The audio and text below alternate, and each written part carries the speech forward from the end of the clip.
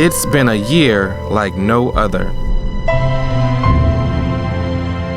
You're not the only one trying to make sense of it all. The people of the United Methodist Church believe that when we turn to God's love, we could find peace, joy, and hope.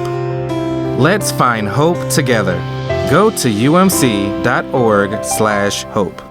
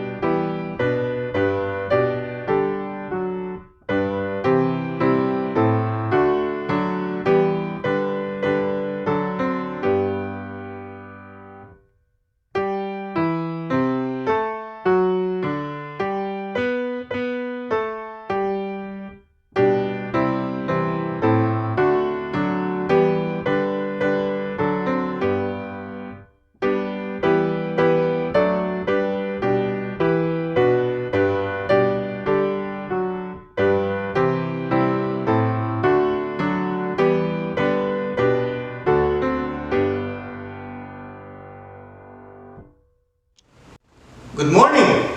Isang maganda, mapagpala, mapagbiyaya at mapagpagaling na umaga po sa ating lahat.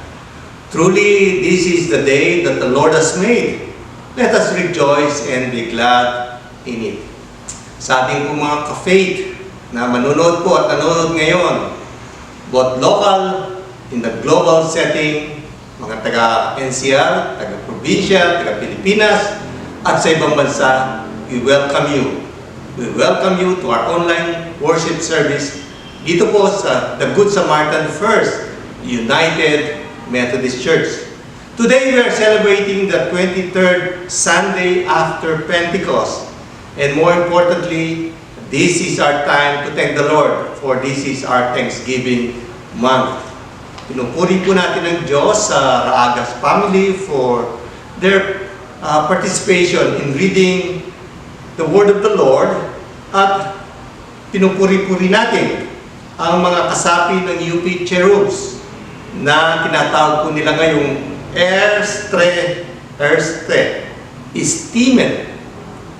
Estimen na magbibigay po sa atin ng awit ng papuri sa Diyos. Let us lift up to the Lord our beloved Pastor Dan Halog as he brings the good news of Christ to everyone. My friends in Christ, let us now come to the Lord in His holy presence as we worship Him in truth, in faith, and in love.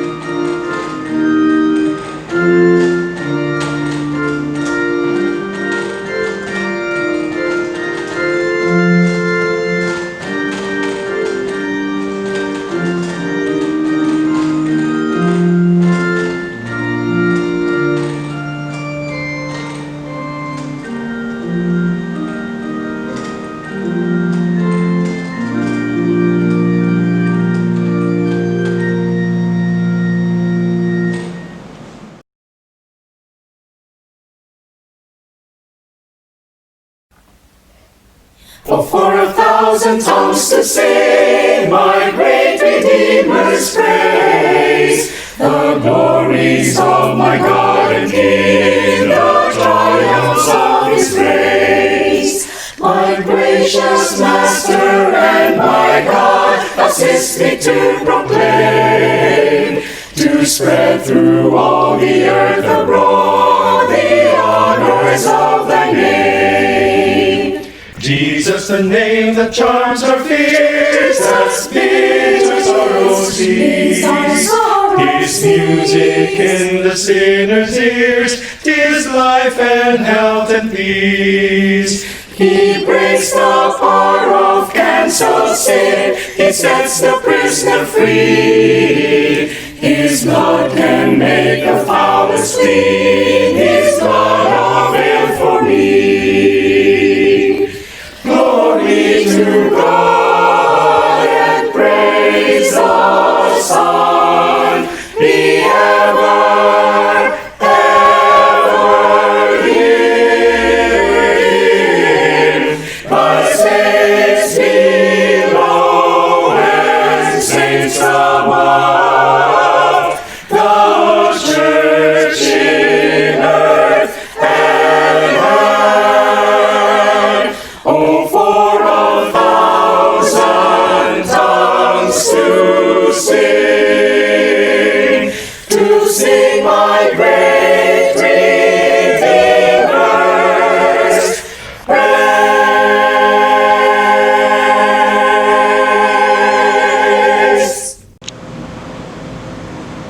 Let's all stand for our call to worship. My people, hear my teaching. Listen to the words of my mouth. I will open my mouth with a parable. We will offer hidden things, things from all things we have heard and known, things our ancestors have told us. We will not hide them from their descendants. We will tell the next generation the praiseworthy deeds of the Lord, His power and the wonders He has done. He decreed statutes for Jacob and established the law in Israel, which He commanded our ancestors to teach their children, so the next generation would know them, even the children yet to be born, and they in turn would tell their children. They would put their trust in God and would not forget His deeds, but would keep His commands. Let us remain standing as we sing our hymn of praise and adoration.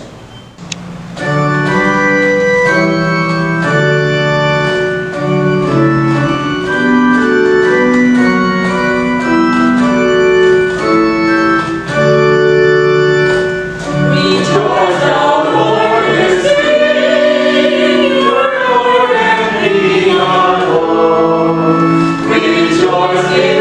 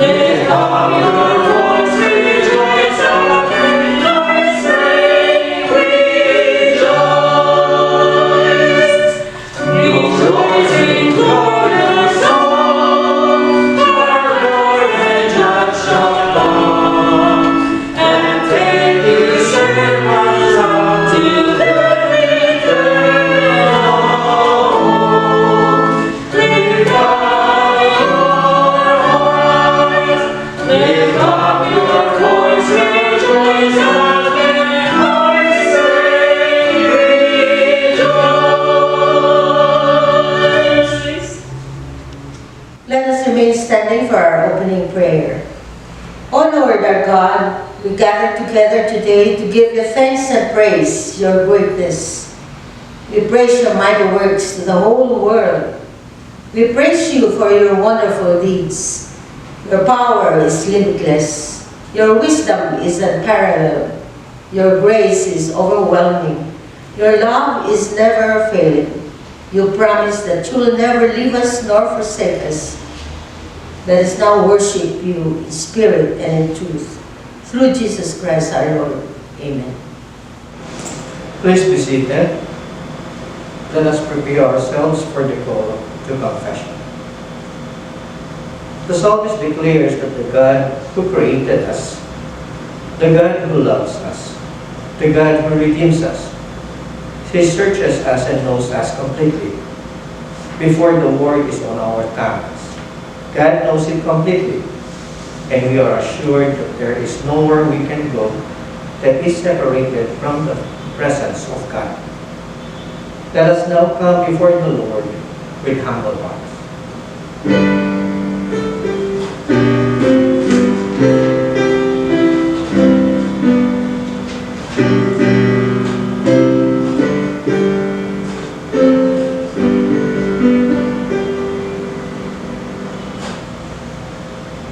Let us pray. Merciful God, we confess that we have sinned against you in thought, word, and deed, by what we have done and by what we have left undone. We have not loved you with our whole heart, soul, mind, and strength.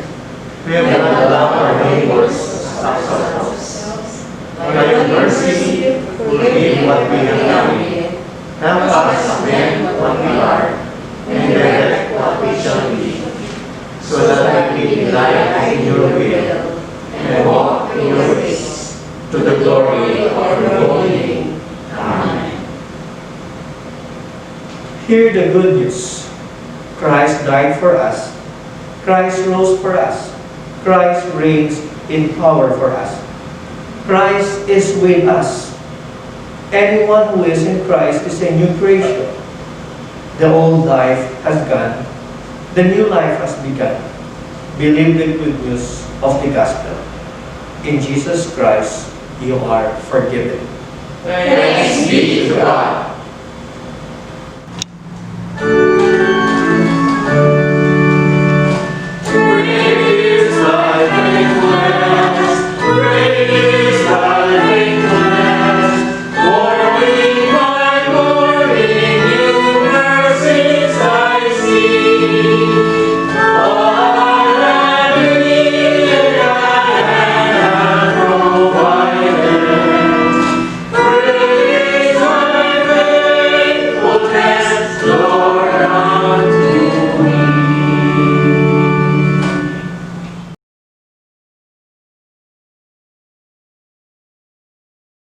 Samahan niyo ako sa pagbasa ng banal na kasulatan sa mga awit, Kabanata 78, talata 1 hanggang 7. Ito ang sinasabi. Kayo ngayon ay makinig sa turo ko, mga anak. Inyong dinggit o linigin salita kong binibigkas. Itong aking sasabihin ay bagay na talinghaga. Nangyari pa noong una kaya ito'y mahiwaga. Ito'y aming narinig na, kaya naman aming alam. Nagbuhat sa aming nuno na sa aming isinaysay. Sa sarili naming anak, ito'y hindi ililihim. Ito'y aming isasaysay sa susunod na lahi namin. Mga gawang tinutukoy ay lubhang kahanga-hanga, na si Yahweh ang gumanap mga gawa niyang dakila. Mayroon siyang patutuo na kay Jacob itinatag. Mayroon siyang kautusang sa Israel iniatas. Ang utos sa ating nuno dapat nilang ipatupad. Ituturong lagi ito sa kanilang mga anak. Sa lahat ng lahi nila ito'y dapat na iaral. At ang angkang susunod pa ay marapat na turuan. Sa ganito masusunod nilang lagi yaong utos. Ang matatag sa pag-asa'y ilalagak nila sa Diyos. At ang dakila niyang gaway hindi nila malilimot. Our Old Testament reading came from the Bible Joshua chapter 24 verse 1 to 3 and 14 to 25. Then Joshua assembled all the tribes of Israel at Shechem. He summoned the elders, leaders, judges, and officials of Israel, and they presented themselves before God. Joshua said to all the people, "This is what the Lord, the God of Israel, says. Long ago, your ancestors, including Terah, the father of Abraham and Nahor, lived beyond the Euphrates River and worshipped other gods. But I took your father Abraham from the land beyond the Euphrates and led him throughout Canaan and gave him many descendants. Now, fear the Lord and serve him with all faithfulness. Throw away the gods your ancestors worshipped beyond the Euphrates River and in Egypt, and serve the Lord. But if serving the Lord seems undesirable to you, then choose for yourselves this day whom you will serve, whether the gods your ancestors served beyond the Euphrates, or the gods of the Amorites in whose land you are living. But as for me and my household, we will serve the Lord." Then the people answered, "Far be it from us to forsake the Lord to serve other gods. It was the Lord our God himself who brought us and our parents up out of Egypt, from that land of slavery, and performed those great signs before our eyes. He protected us on our entire journey and among all the nations through which we traveled. And the Lord drove out before us all the nations, including the Amorites, who live in the land. We too will serve the Lord, because He is our God." Joshua said to the people, "You are not able to serve the Lord. He is a holy God. He is a jealous God. He will not forgive your rebellions and your sins. If you forsake the Lord and serve foreign gods, He will turn and bring disaster on you and make an end of you, after He has been good to you." But the people said to Joshua, "No, we will serve the Lord." Then Joshua said, "You are witnesses against yourselves that you have chosen to serve the Lord." "Yes, we are witnesses," they replied. "Now then," said Joshua, "throw away the foreign gods that are among you and lead your hearts to the Lord, the God of Israel." And the people said to Joshua, "We will serve the Lord our God and obey Him." On that day, Joshua made a covenant for the people, and there at Shechem he reaffirmed for them decrees and laws. Our New Testament reading came from the book of 1 Thessalonians chapter 4 verse 13 to 18. Brothers and sisters, we do not want you to be uninformed about those who sleep in death, so that you do not grieve like the rest of mankind, who have no hope. For we believe that Jesus died and rose again. And so we believe that God will bring with Jesus those who have fallen asleep in Him. According to the Lord's word, we tell you that we who are still alive, who are left until the coming of the Lord, will certainly not precede those who have fallen asleep. For the Lord Himself will come down from heaven with a loud command, with the voice of archangel, and with the trumpet call of God. And the dead in Christ will rise first.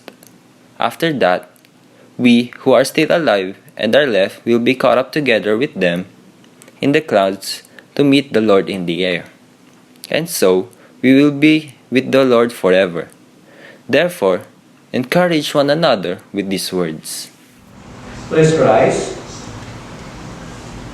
Readings from the Gospel of Matthew chapter 25 verses 1 to 15. At that time, the kingdom of heaven will be like 10 virgins who took their lamps and went out to meet the bridegroom. 5 of them were foolish, and 5 were wise. The foolish ones took their lamps, but did not take any oil with them. The wise, however, took oil in jars along with their lamps.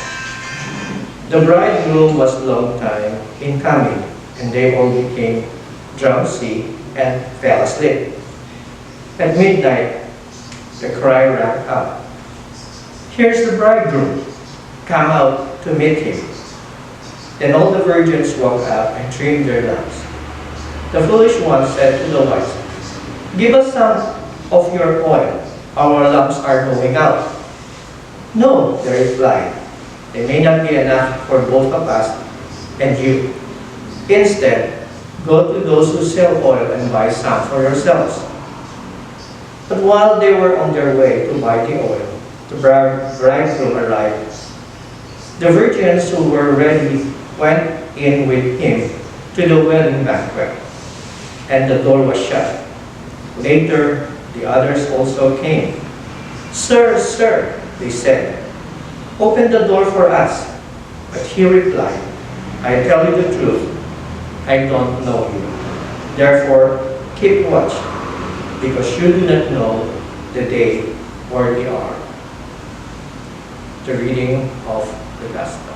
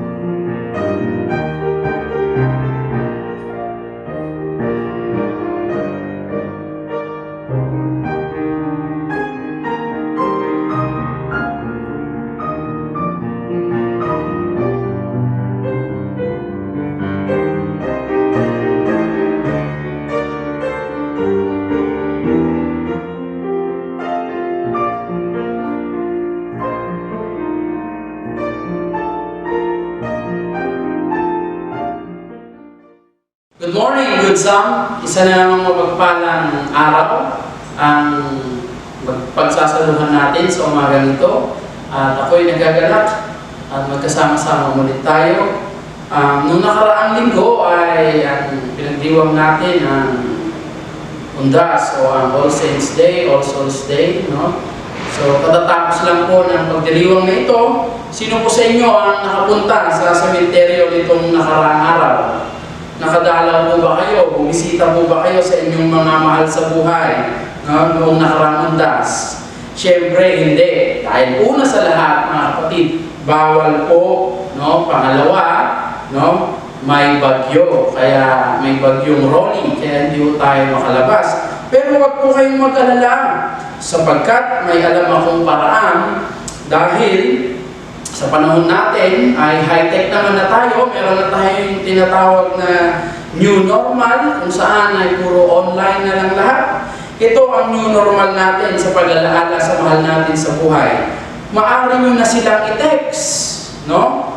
Just text caps dalaw, no? Caps lock dalaw. Send to 2366. Ora mismo sila ang dadalaw sa inyo. Naka-face shield at face mask pa yan, of course. At sumusunod sila sa safety protocol ng ating government.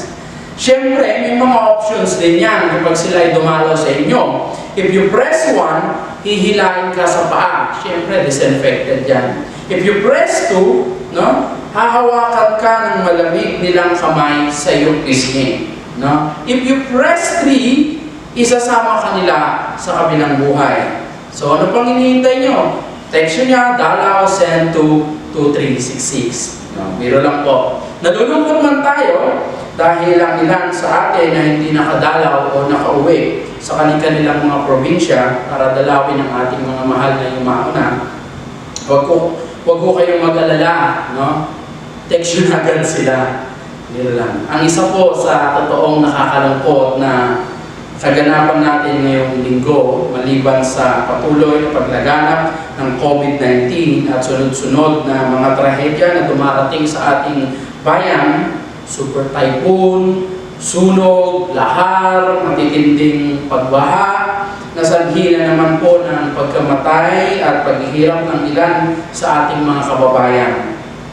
Nasira at nawasak ang kanilang mga tahanan at ari-arian. Napakahirap po ng kanilang kalalagayan. Kung kaya't ang ating iglesia, ang bawat isa sa atin, ay patuloy po tayong nananawagan ng pagtugon sa kanilang mga agarang pangangailangan, lalo na sa panahong ito na halos walang habas na binabayo tayo buong taon ng mga pagsubok sa buhay. Tayo po ay manalangin. Nagkararag tayo. Agyaman kami apo, iti tato, daytoy abigat. Ito yung agsapan na impain mo, ti tunggal maysa kada kami. Sapay kumaapo, ta si kayo, ti may ngato mi, may tanbok mi, daytoy nga panagkimong mi, kakatwa. Ti kararag mi apo, sika ti kumadwa, kang kumuyog, ti tunggal maysa kada kami. Ti Spiritong kumati, mang bendisyon, ito'y impawit mo, nga mungtad iti mensahe, daytoy yung agsapa. Ito tidawat kan kararag mi, tinagan ti Apo at Diyos mi, ni Kristo. Amen. Yung bagay sa patay amin karapsan. Ang ating ebanghelyo sa umagang ito ay patuloy tayong hinahamon sa ating pananampalataya at paglilingkod. Tunghayan po natin ang ating talinhaga sa umagang ito. The bridegroom is Jesus Christ. At sa talinhagang ito, He describes His return. Sa Old Testament, God pictures Himself as the husband of Israel. Makikita natin ito sa Isaiah 54, 62, and Hosea chapter 2. And in the New Testament, Christ pictured as the bridegroom of the church. John chapter 3, Matthew chapter 9, and Mark chapter 2.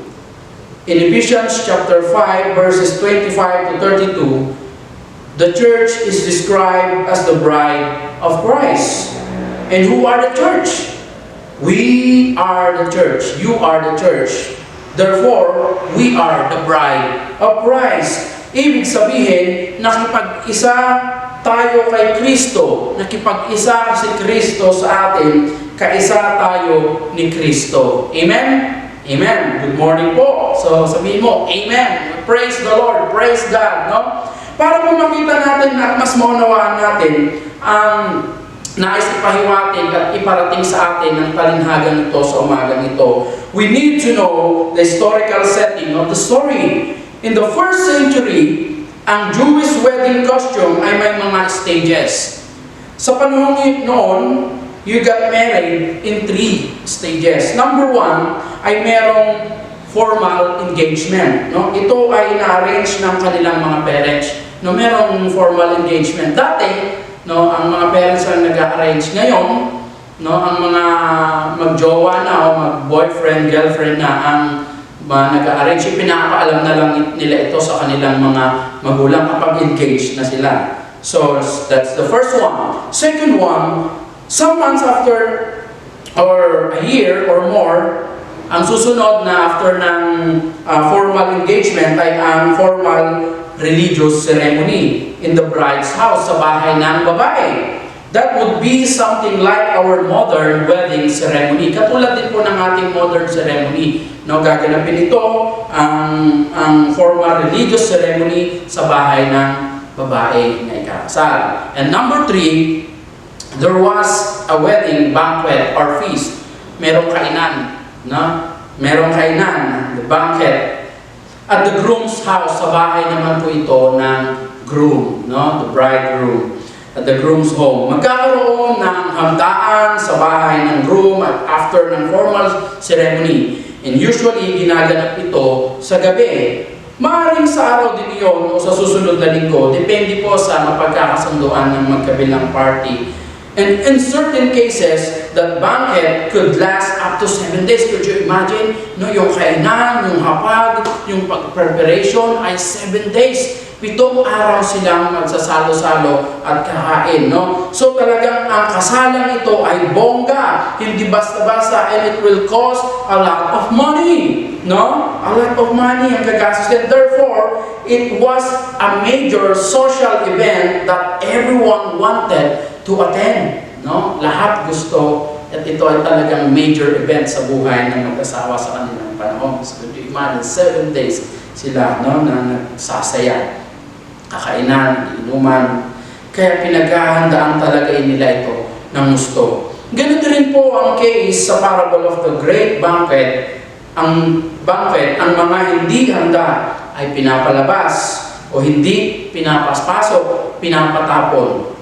When it was time for the banquet, the groom would take his bride and together they would walk to the groom's house. No? Lalakad sila, pagpunta ng lalaki doon sa handaan, kukunin niya ang kanyang kabiyak at maglalakad sila, mag-iikot sila sa bahay ng lalaki. HHWW, holding hands while walking. No? Ang dadaanan nila ay madilim, kaya may mga lampara at need ng ilawan sa bawat dadaanan nila. Everyone in the party or in the procession was expected to carry his or her own torch. Dapat lahat in-expect na mayroong kanya-kanyang dalang ilawan, torch, lampara.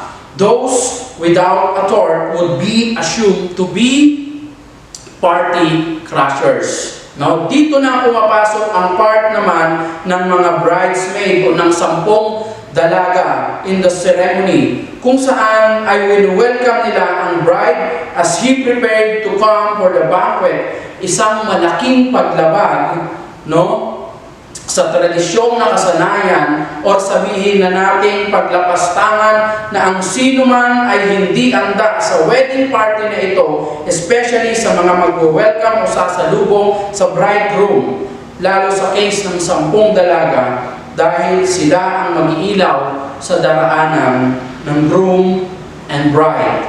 Siyempre, pag madilim, baka mapatiklog na nga lalo nasipnod.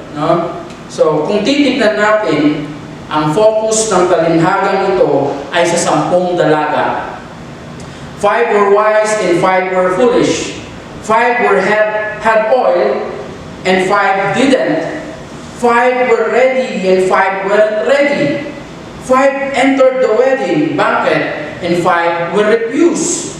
All of this is meant to teach us that some people will be ready and others won't be ready when Jesus returns to the earth. Amen? May mga tao na handa at hindi handa pagdating ng Panginoon at hindi natin alam kung kailan magaganap yun. Kaya napakahalaga po na laging handa tayo dahil hindi natin alam ang pwedeng mangyari mamaya, bukas, o sa susunod na araw, buwan o taon. Sa bagyo nga, o sa una, naghahanda tayo sa pagdating pa kaya ng ating Panginoon sa Kristo. Kaya sabihin mo sa katabi mo, handa ka na ba? Handa ka na ba? Game ka na ba? Game ka na ba? Amen. Hindi naman po masama ang magsiguro at maging laging handa. Sabi nga ng mga Harisian, never unprepared. Sa Boy Scout, dapat laging handa. Sa isang TV network, I am ready. Magplano, magsiguro. No mask, no entry. No face shield, no entry. No ID, no entry. Joke lang. Ang mga babaeng matatalino ay naniguro na hindi mawawalan ng langis ang kanilang mga ilawan at hindi naman sila nabigo sa kanilang pagiging sigurista at pagiging handa. Naging wise lang sila. Sana all wise, di ba? Ang mga babaeng matatalino ay naniguro na hindi mawawala ang kanilang langis. Hanggang habang sila ay naghihintay hanggang sa dumating ang lalaking ikakasal. Sa ating pagninilay-nilay, alamin natin kung bakit nga ba yung 5 babae doon sa ating ebanghelyo ay tinatawag na wise at papaano nga ba tayo magiging wise o mapapabilang na wise sa buhay natin.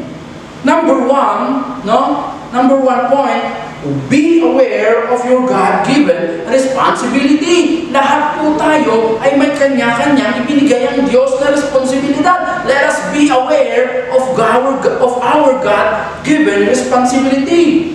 Katulad ng mga dalaga na iyon sa ating ebanghelyo, ang bawat isa ay binigyan ng Diyos ng mga dapat gampanan sa buhay na to. And we must be aware of that, church. Ang sabi sa Romans chapter 12 verses 6 to 8, yamang mayroon tayong mga kaloob na magkakaiba ayon sa kagandahang loob ng Diyos sa atin, gamitin natin ang mga kaloob na iyan, kung Ang pagpapahayag ng kalooban ng Diyos ang ipinagkaloob sa atin. Ipahayag natin ito ayon sa sukat ng ating pananampalataya. Kung paglilingkod, maglingkod tayo. Magturo ang mga tumanggap ng kaloob ng pagtuturo at mangaral ang mga may kaloob ng pangangaral.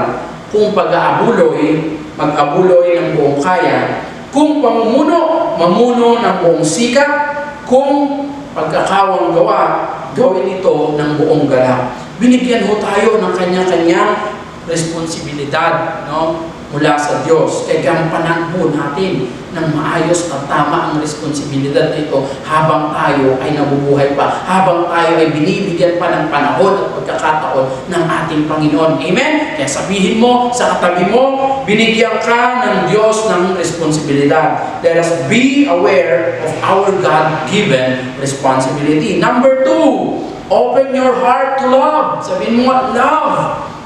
Bagamat hindi naman binanggit, tahasang binanggit sa talatang ito, sa ating ebanghelyo, no? Minarapat ko pong isama ito, yung pag-ibig, sapagkat ako'y naniniwala na napakahalaga ng isang pusong nagmamahal upang manatili itong naghihintay at umaasa. Kapag mahal mo kasi, kahit gaano katagal, ihintayin mo, aasa ka na babalik at babalik siya. Amen?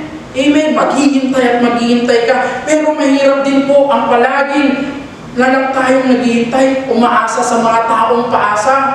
Papol ba? Papol. Pagkatapos, pag nahulog ka na, di ka naman sasaluhin. Di ba? Masakit yun. No? Kaya kay Lord lang tayo maghihintay at umaasa. Aasa. Amen? Sa Kanya, sure ka. Okay lang na malamig na ang simoy ng hangin, nararamdaman na natin ang Pasko. Okay lang na malamig ang Pasko mo ngayon. Huwag lang ang iyong puso sa pag-ibig sa iyong Diyos at sa kapwa. Maikli lang ang buhay natin sa mundong ito, mga kapatid. Let's spread the love, not hate, just love. No? Sabi nga ng isang radio station, bawal ang hate, dapat love lang. Let's love one another. Yan po ang greatest commandment sa atin ng ating Panginoon. 1 John chapter 3, verse 17 to 18 says, sabi niya, kapag nakita ng sino man na may kaya sa buhay ang kanyang kapatid na nangangailangan at hindi niya ito tinulungan, paano niya masasabing siya ay umiibig sa Diyos? Mga anak, huwag tayong umibig sa pamamagitan ng salita o wika lamang. Ipinapakita natin ang tunay na pag-ibig sa pamamagitan ng ating mga gawa. Yan ang pananampalataya na may gawa at pagkilos. Sabi nga ni John Wesley, no, the lamp is faith. A lamp and oil with it is faith working by love. Amen? Subuksan po natin ang ating puso, ang ating buhay sa pag-ibig sa Diyos at sa ating kapwa. Hindi lang puro dada, kundi samahan natin palagi ng gawa. Ang pananampalatayang walang kalakip na gawa ay patay. So, let's love one another by showing and giving what we have at pagkaloob natin ito sa kanila ng the best na meron tayo. Amen? With all our heart, mind, body, and soul. Not half-hearted, whole-hearted. Amen? So, number 3 point, never lose sight on your purpose. I believe, church, one good sampam, lahat tayo, ikaw, ako, tayong lahat, katabi mo, yung kasama mo, pamilya mo, lahat tayo merong purpose sa buhay nito. Amen? Naniniwala tayo doon. Walang exempted. So let us not lose our sight on our purpose, in your purpose. Sa ating ebanghelyo, parehas na tinukoy ang dalawang grupo na tinatawag na hangal at matalino. Parehas na may ginawa ang mga taong ito, pero yung isang grupo ay tinatawag na hangal ay nawala sa focus. Naubusan ng langis ang kanilang lampara. Maaaring dahilan ay hindi pa naman darating ang kanilang inihantay.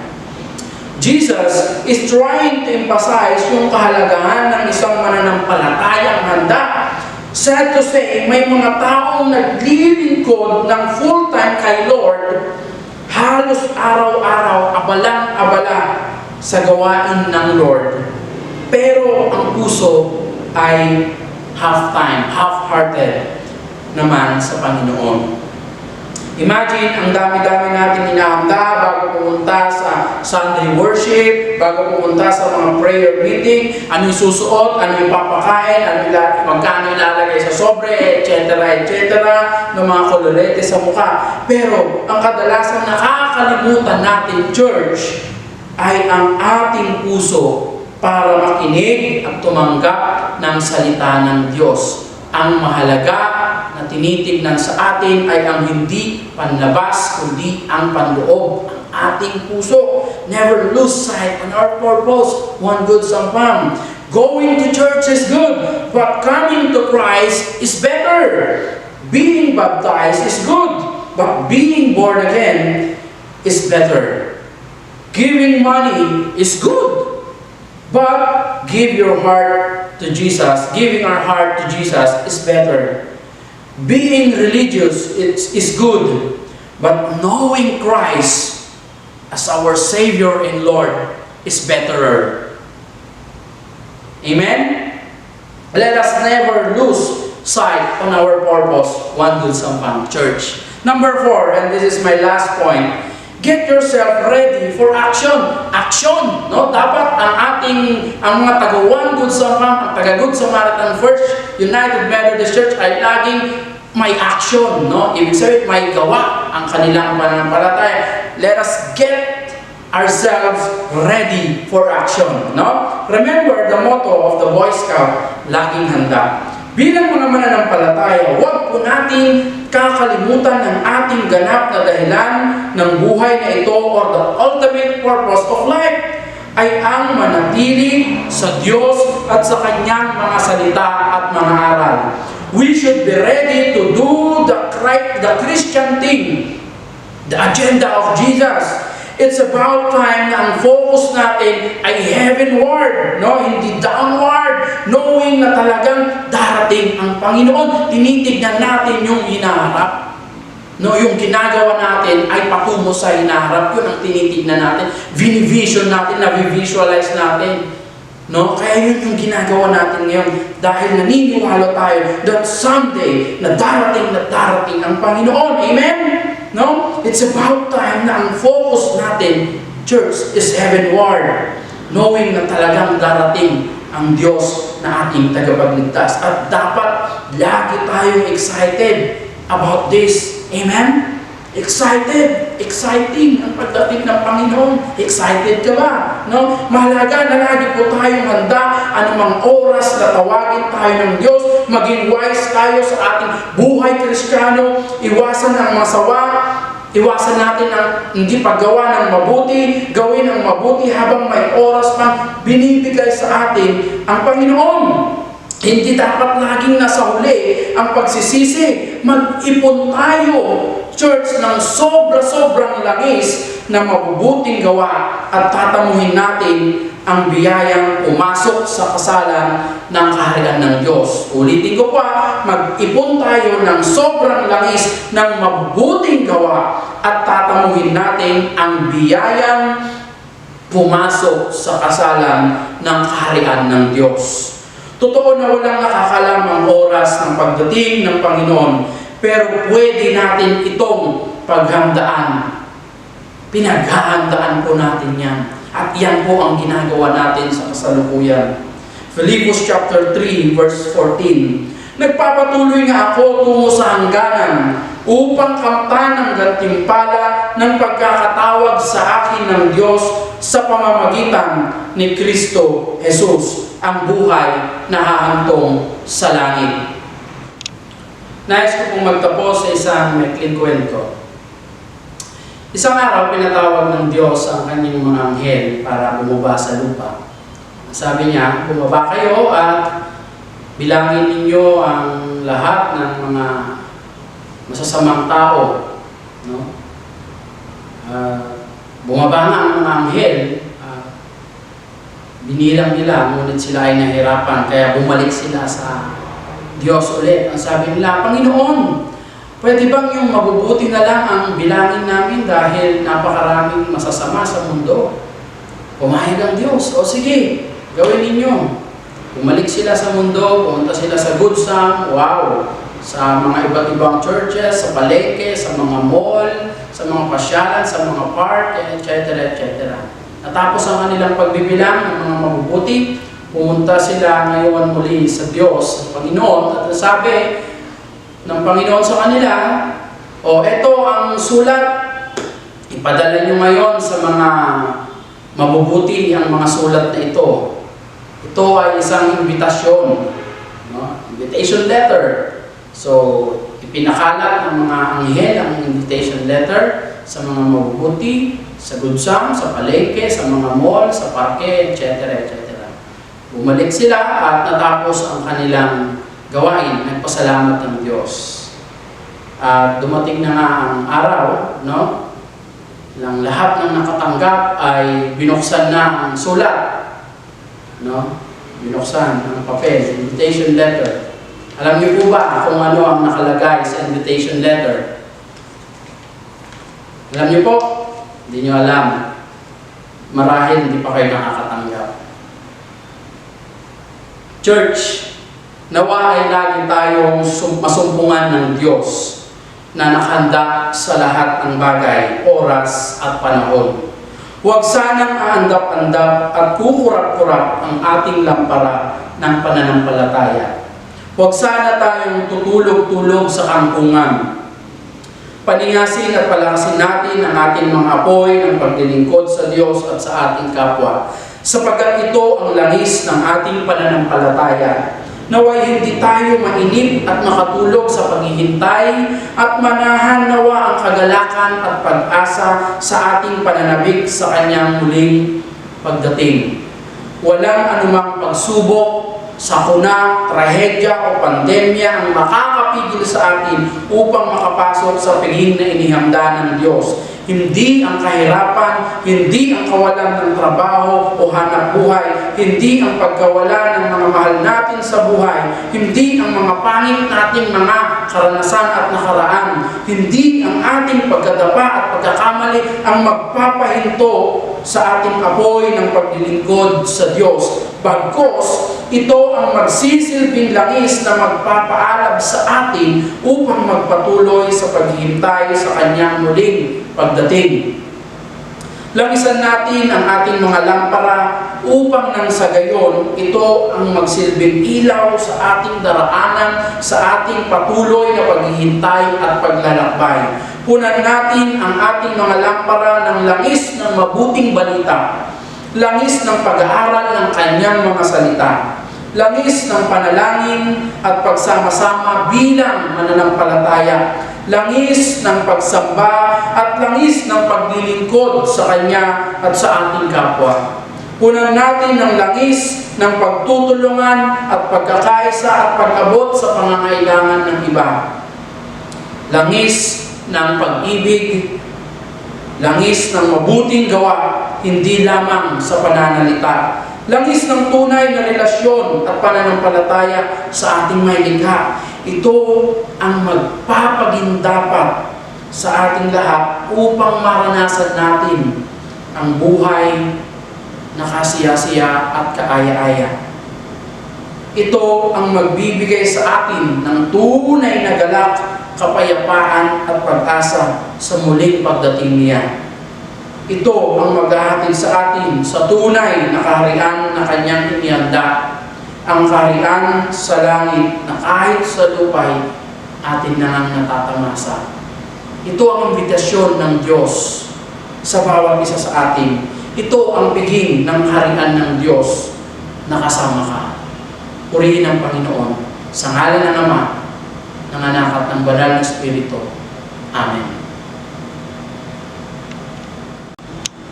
Para po sa ating pagkakaloob ng ikapo tayong handog at pasasalamat, nasabi po sa Lucas Kabanata 12, talatang 33 hanggang 34, ipagbili ninyo ang inyong kayamanan at ipamahagi sa mga dukha ang inyong pinagbilhan.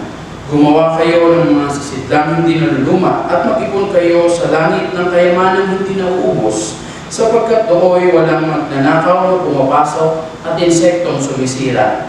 Sapagkat kung nasaan ang inyong kayamanan ay naroon rin ang inyong mga puso. Mga kapatid, pinapahalalahanan po tayo muli ng ating teksto mula sa Lucas, Kabanata 12, na ang lahat ng yaman na pinagkakaloob natin sa Diyos ay ang mga yaman hindi nawawala at hindi kinakain o nananakaw.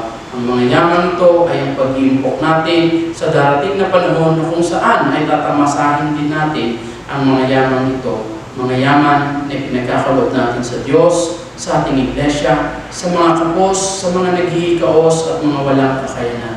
Mga yaman na kung saan pinapaabot natin sa ating Diyos at sa ating kapwa ang mga tulong, ang lahat ng ating kakayanan para sa kanila. Pinagpapala po ang mga taong ito na patuloy na tumutugon sa pangangailangan ng iglesia, sa ministeryo natin at sa ministeryo natin sa ating kapwa. Amen. Atin na pong ipagkaloob ang ating mga ikapok at tayong handog.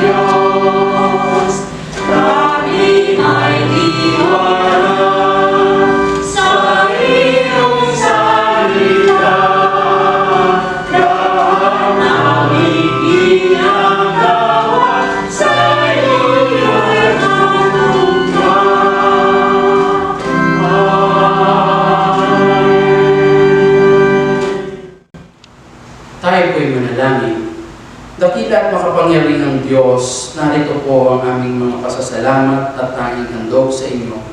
Ito ay bahagi ng mga pagpapala at biyaya na pinagkakaloob ninyo sa amin. Maging daluyan nawa ito at maging kasangkapan, Panginoon, sa iyong ministeryo at sa pag-abot sa aming kapwa. Pagpalayan niyo ito, maging ang mga kamay na nagpagal ng mga bagay nito. Sa pangalan ni Jesus, ito ang aming dalangin. Amen. Dito po sa ating pangwakas na awit, aawitin po natin ang nilikhang awitin ni Romel Guevara, Salamat, Salamat. Ito po ay hindi common sa lahat sa atin, kaya ito po ay aawitin natin sa buong buwan na ito habang sineselebrate po natin ang ating Thanksgiving month.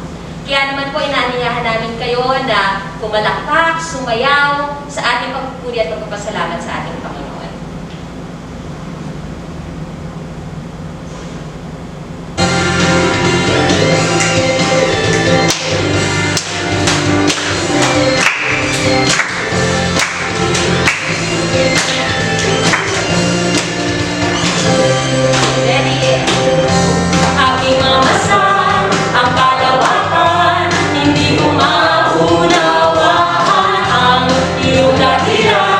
Kung bakit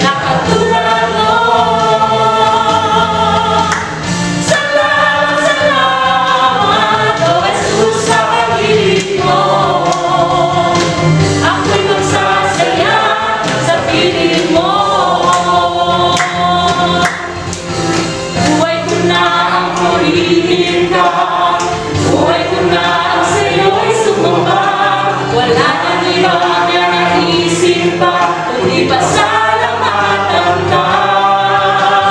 Buhay ko na ang purihin ka, buhay ko na ang sa'yo'y sumamba.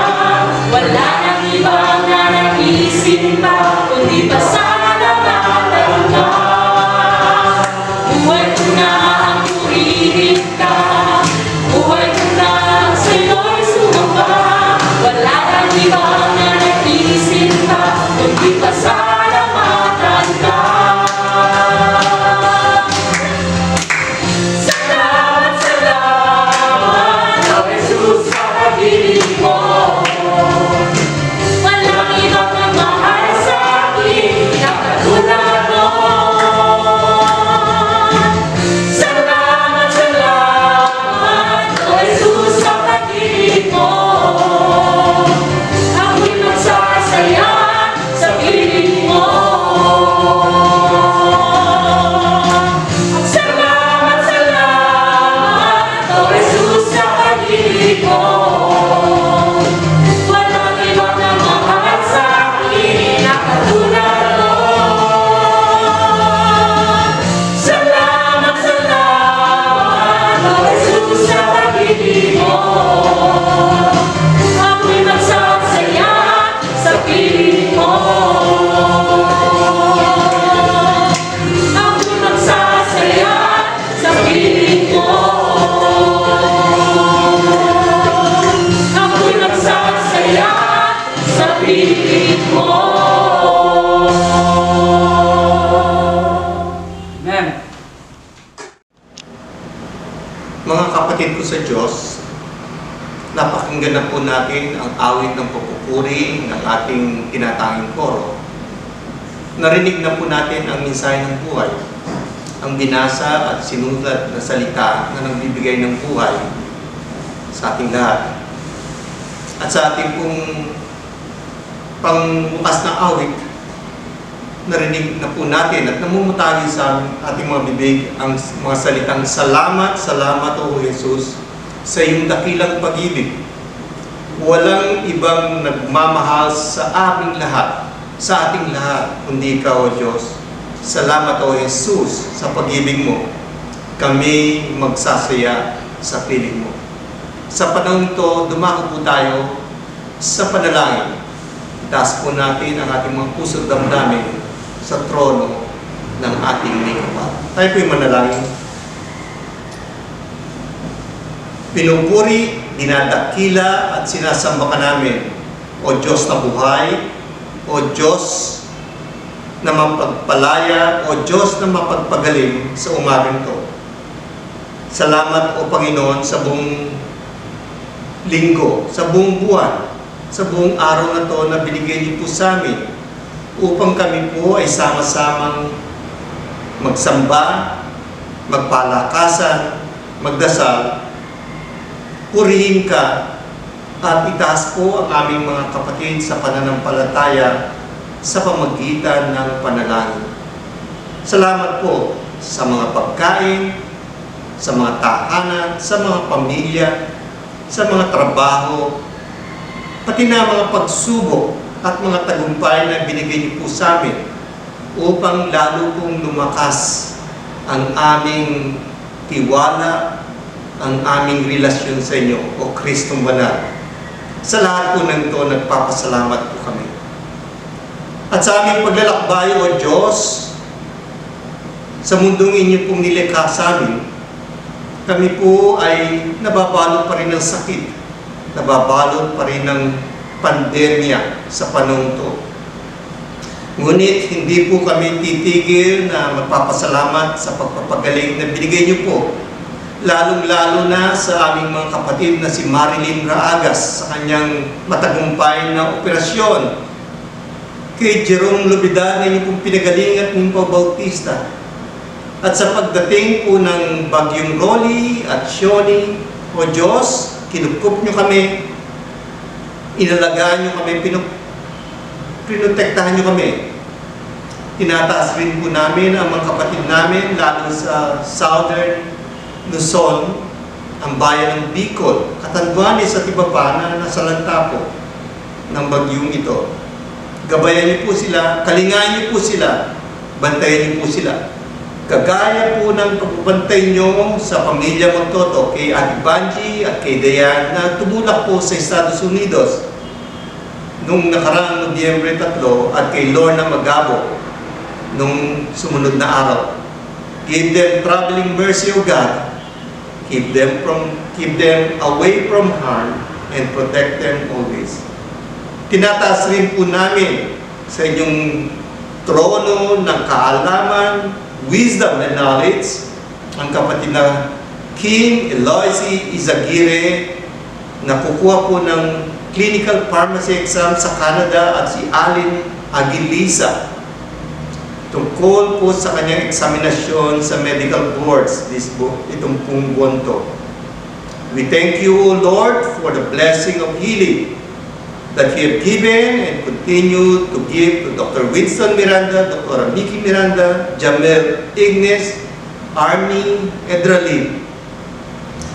Ang pagpapala ng pagpagaling kay Joan Kabutay, Lani Feng Miguel, Imelda Kiao, sa kanyang dialysis, Perlita Bruno, Colonel Danny Gomez, Divina Talal, G.K. Aison, at we pray for healing sa kanyang mga allergy. Ang aming minamahal na kapatid na manggagawa, ang Pastor Emmanuel Damilig. Protektahan niyo po kami, O Diyos, sa panahon to, lalong-lalo na po ang aming mga frontliners, sa mga doktor, mga nurses, medical practitioners, mga medtech, lahat po ng mga nasa hospital. Lalong-lalo na po ang minamahal naming Mary Johnson Hospital.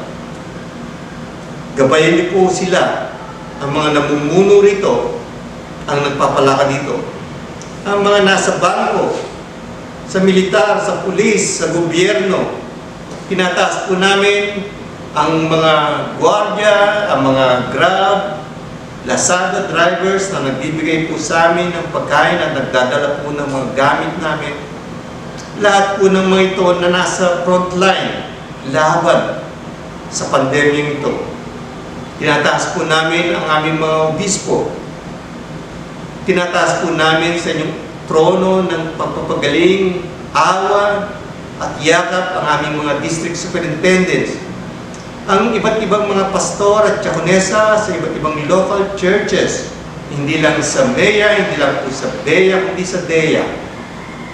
Pagpalain niyo po ang aming mga minamahal na laiko. Gabayan niyo po sila. Lalong-lalo na ang mga taga The Good Samaritan First United Methodist Church, Northwest District at Southeast District. Bigyan niyo po ang mga minimiti ng mga nag-birthdays, nagdiwang kanilang mga anibersaryo, at sa amin pong pagdiriwang ng Thanksgiving month, this month, O God, continue to bless us, continue to empower us. Bigay niyo po ang nararapat sa amin ayon sa inyong takdang kalooban at pagpapala. Salamat po sa panahon to, O Panginoong Hesus. Salamat po sa kalayaan ng panalanginan, ng pagsamba, at ng pakikiniig sa inyo, at ng buong sambayanan na inyo pong tinalaga, tinawag, at ngayon ay pinagpapala. Sa inyong dakilang ngalan, O Kristong Banal, ito po ang aming dalangin. Amen. Tinawag tayo ng Diyos upang maging isang iglesia ang kanyang tinatangi. Ngunit ang Diyos na ito ay tumatawag ulit sa atin upang tayo humayo, maging asin, maging ilaw sa mundong ating ginagalawan at sa ating paghahayo sa umagang to. Naway ang pagpapala ng Diyos Ama, ang naglalang ng langit at ang lupa. Naway ang pagliligtas ng Diyos Anak na si Kristo Jesus ay sumating lahat. Ang kalakasan, biyaya, pagpapala, gabay ng banal na Espiritu ay sumatin ngayon, bukas at magpakailanpaman. Amen and Amen.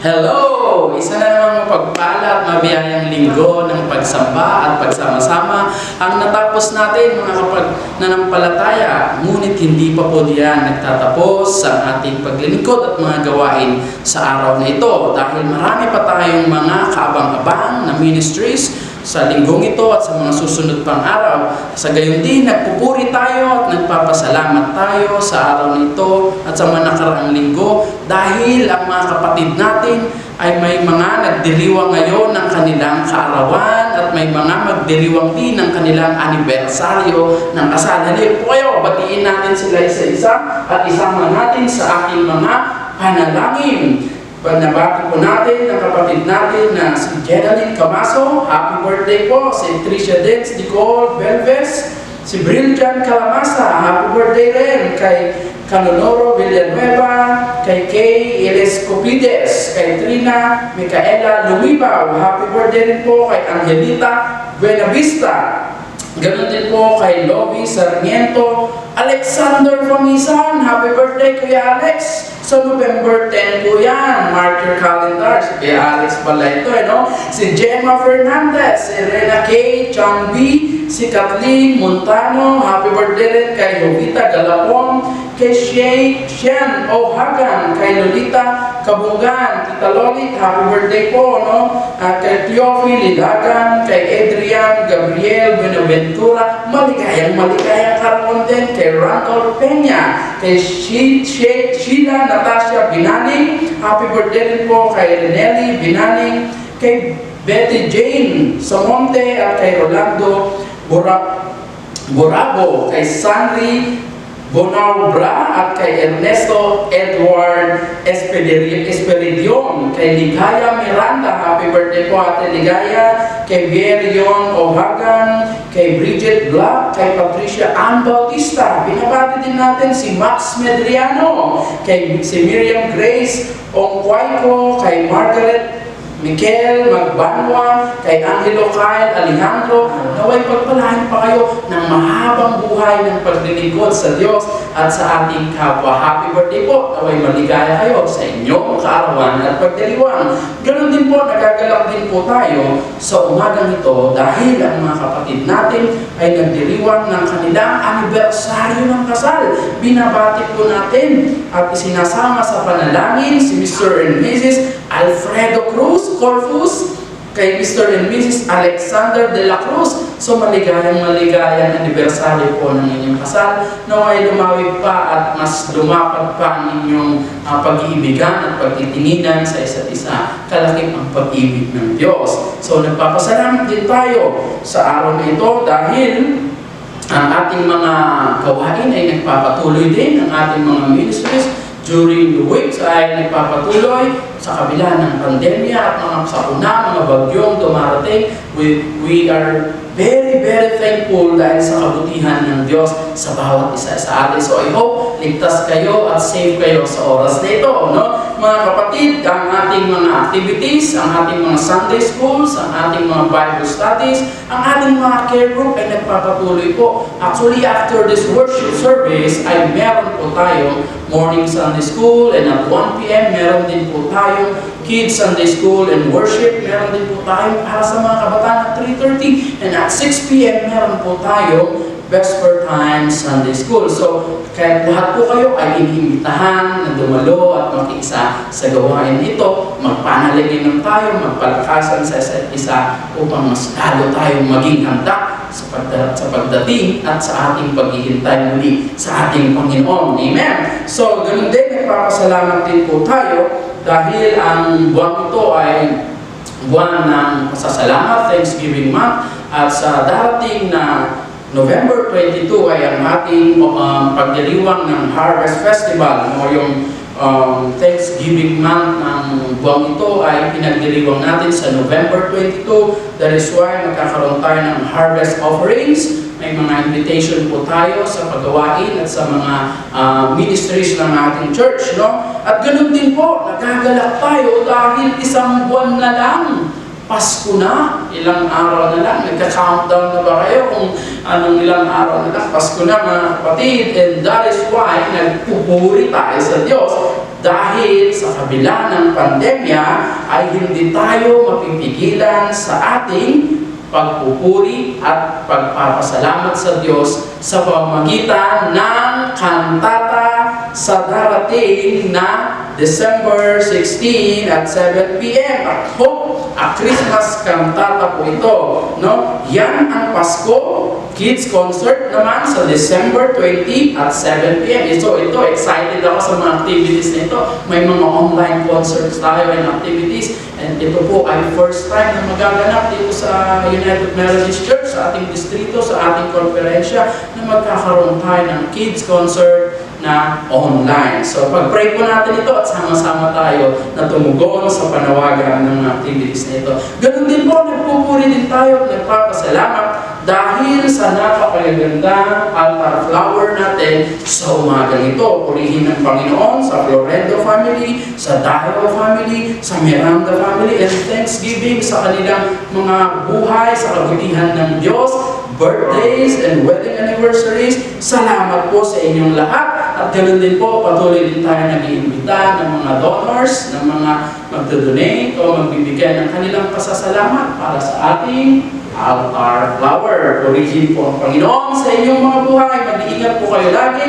At nawa ay masaya kayo, ligtas kayo sa oras at mga panahon nito. Magsama-sama po tayo sa panalangin, magsama-sama po tayo sa buong isang linggo na naman na sasagupahin natin ang mga pagsubok at higit sa lahat ang mga biyaya na ipagkakaloob sa atin ng Panginoon. So this is your Pastor Dan. Mag-iingat po tayo at kita-kita ulit tayo sa susunod na linggo. Bye-bye!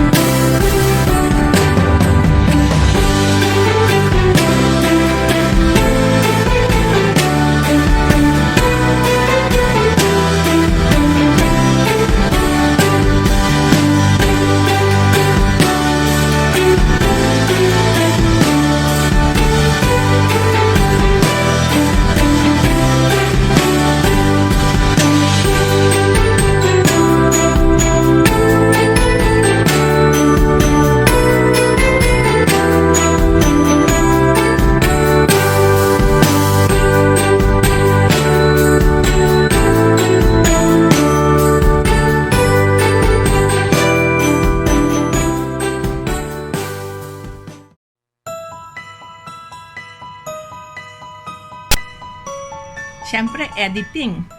Can you imagine editing like around 50 voices? And then you have to contend with scooping, people who scoop, or ang mahirap talaga, i-mute mo na lang kasi wrong lyrics sila. But then also challenging is how to communicate to the choir how you want the song to be sung, how the dynamics, the nuances, how to teach them. Challenging din yung paggawa ng demos, lalo na sa tenor and bass in my case. Kasi doon mo papahiwatig sa choir kung how you want it to be sung. Like, piano siya, piano din ang boses mo. Kung gusto mong powerful, dapat naririnig din na sa demo. Isa sa mga importanteng natutunan ng choir ngayong panahon ng pandemya ay ang panahon at bigyan nila ng importansya ang kanilang miyembro ng kanilang mga pamilya. Dahil noong ordinary days, palagi silang wala sa kanilang mga tahanan, palagi silang nasa church, nasa school, at wala sila sa loob ng kanilang mga bahay. At ngayong may pandemya, natuto sila na magkaroon at bigyan ng importansya ang kanilang mga miyembro ng pamilya.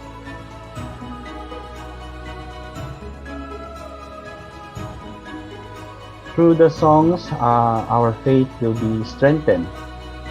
We may be dragged right now and pushed down, but the songs will remind us of the strength that God has already given to us.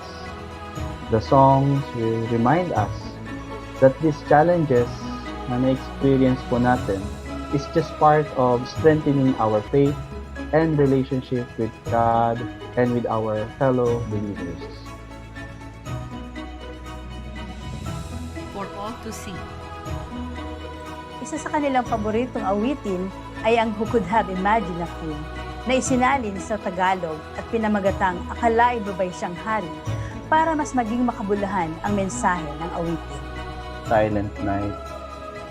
Kasi bukod sa favorite ko yung song na yun, yung arrangement ng song na yun ay nagpapaalala sa akin na patahimikin ko yung gulo ng isip ko, yung bagabag ng puso ko, kahit na may kinaharap na pandemic ngayon.